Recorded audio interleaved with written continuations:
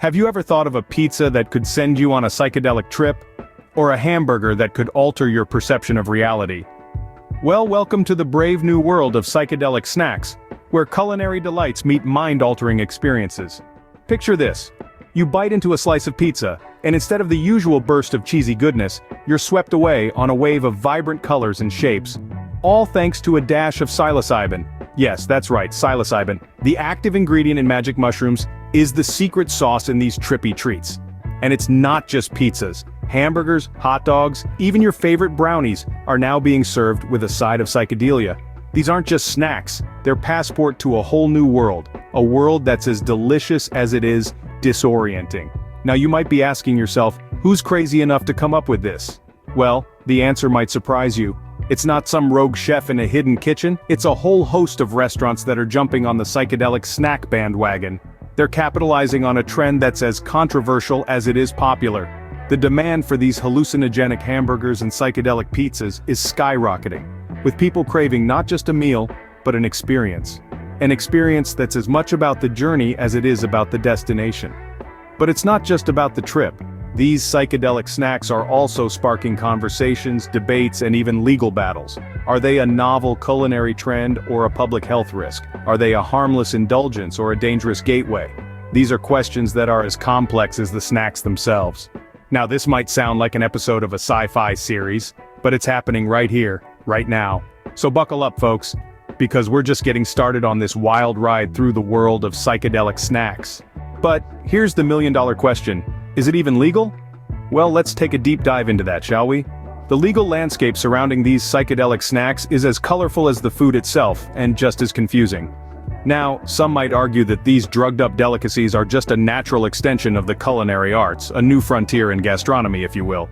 They see it as an exploration of taste, texture, and consciousness, all rolled into one bite-sized experience. However, not everyone shares this optimistic view. Critics point out that these substances, like psilocybin, are still classified as Schedule I drugs under federal law. That's right, folks. The same category as heroin and ecstasy. They argue that allowing these substances into our food supply, even in controlled amounts, could lead to serious public health issues. Think about it. One too many magic mushroom pizzas could land you in a world of trouble, or worse, in the emergency room. But let's not forget about the elephant in the room, the law. As it stands, the law isn't exactly on board with this psychedelic snack trend. In fact, it's struggling to keep pace with this rapidly evolving culinary scene. Our lawmakers are scratching their heads, trying to figure out how to regulate these otherworldly edibles. Should they be treated like alcohol with age restrictions and serving limits, or should they be banned outright, like other controlled substances? The debate rages on, with no clear consensus in sight. Supporters argue for a more progressive approach, advocating for research and regulation over outright prohibition. Meanwhile, opponents stand firm, voicing concerns about potential misuse and the societal implications of normalizing drug use. As you can see, the law is having a tough time catching up with these far-out culinary creations. But one thing's for sure, this isn't your grandma's mushroom pizza, and it's definitely not your average cheeseburger. Welcome to the future of food, folks. Buckle up, because it's going to be a wild ride. If you think psychedelic pizzas and hallucinogenic hamburgers are the end of this trend, think again. In the ever-evolving world of culinary adventures, chefs and food enthusiasts alike are always on the hunt for the next big thing, the next flavor explosion, the next gastronomic revolution. And it seems the future of food might just be looking a lot more psychedelic. Imagine walking into a cafe and ordering a magic mushroom macchiato or a LSD latte. A morning coffee with an extra kick that sends you spiraling into a world of vivid colors and enhanced senses. Or how about a psilocybin-infused pasta for dinner, a meal that promises not just to satiate your hunger, but also to take you on a sensory journey. And it's not just about the food. Picture a world where the drinks are just as trippy. A world where your evening cocktail comes with a side of DMT or your wine is laced with a hint of ayahuasca. A realm where every sip is a step into the unexplored territories of your mind. But it's not all rainbows and unicorns.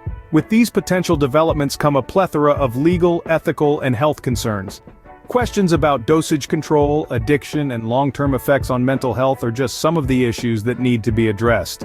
It's a tightrope walk between culinary innovation and responsible consumption. And let's not forget about the implications on the dining experience itself. Will restaurants need to employ trip sitters alongside waiters? Will dining out become an hours-long event as patrons navigate their way through their psychedelic experiences? Only time will tell. As we stand on the precipice of this culinary revolution, it's clear that the world of food and drink is set to change in ways we can only begin to imagine. A brave new world where your snacks not only taste good but also promise a psychedelic journey of the senses, a future where the line between food and drug blurs. The future of snacks might just be a lot more trippy than we ever imagined. What about the people serving up these psychedelic delights? What's their take on the matter? Well, let's dive into that. Picture this, a restaurant owner standing in the middle of their eatery serving up pizzas topped with more than just your average mushrooms. They're not just tossing dough and tomato sauce around. They're tossing norms, regulations, and even some might say, caution to the wind. But who can blame them? The demand for these mind-expanding munchies is skyrocketing. The people want their psychedelic snacks, and these culinary renegades are more than willing to provide. It's a symbiotic relationship, really. The public gets their otherworldly experience, and the restaurant owners, they get a bustling business, a unique selling point, and a customer base that's always, well, happy. Then there's the legality of it all. It's a fine line they're treading, these restaurant owners. On one hand, they're pushing the boundaries of culinary exploration. On the other, they're in constant danger of crossing into the territory of law enforcement. It's a thrilling, risky dance, like a tango with the authorities. But these culinary daredevils seem willing to take the risk. After all, no great change came without a bit of rebellion, did it? Looking towards the future, these restaurateurs see a world where psychedelic snacks are as common as a side of fries. They envision a society where one can walk into any restaurant and order a pizza with a side of mind expansion. It's a brave new world they're dreaming of, one where the line between food and experience blurs into an intriguing, tasty haze. But the question remains, are they pioneers? Trailblazing a path towards a future where food and mind-altering substances exist in harmony? Or are they simply law-breaking business owners capitalizing on the latest trend? Whether they're culinary pioneers or law-breaking business owners, these people are certainly stirring the pot, figuratively and literally. Just when you thought things couldn't get any more extravagant, enter the world of champagne waterslides. Yes, you heard that right.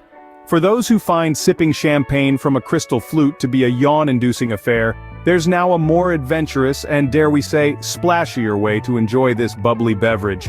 Imagine gliding down an undulating slide, laughter echoing around as sparkling champagne splashes up around you. It's the kind of decadence that would make even Jay Gatsby do a double-take. This over-the-top indulgence is quickly becoming the latest fad among the mega-rich, who apparently have run out of ways to spend their money. Now, for the uninitiated, the concept of a champagne waterslide might sound as bizarre as psychedelic pizzas. But in the world of the wealthy, where opulence knows no bounds, it's just another Tuesday. However, it's not all smooth sailing, or should we say sliding. There are potential issues looming on the horizon. For one, there's the question of waste. How much champagne is too much to pour down a slide? And let's not forget about the safety concerns. Combining alcohol with water slides could be a slippery slope, pun intended. Then there's the environmental impact. What happens to all that champagne once it's splashed its way down the slide? Can the soil handle the onslaught of bubbly? And what about the impact on local wildlife? One can only imagine the scene at the bottom of the slide. A gaggle of tipsy squirrels, perhaps? In the face of these questions and the sheer audacity of the concept, the champagne water slides continue to gain popularity. It seems that the allure of living life in the fast and fizzy lane is just too enticing for some to resist. Stay tuned for our next report where we dive into the world of champagne water slides, because apparently, drinking champagne from a glass is just too mainstream.